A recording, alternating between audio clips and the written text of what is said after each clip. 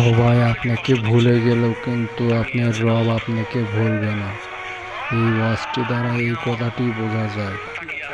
ওয়াজটি শেষ পর্যন্ত শুনুন। সেই মানুষের দেওয়া কষ্ট ধীরে ধীরে করে আস্তে আস্তে সহ্য ক্ষমতার বাইরে চলে যাচ্ছে। আপনার রব তাকিয়ে আছে। শনিবার, রবিবার, সোমবার, মঙ্গলবার, বুধ হয়ে বৃহস্পতি হয়ে আবার শুক্রবার, সপ্তাহ চলে যাচ্ছে, মাস হয়ে যাচ্ছে। আপনি শুধু রবের দিকে তাকায় সবর করে আছেন।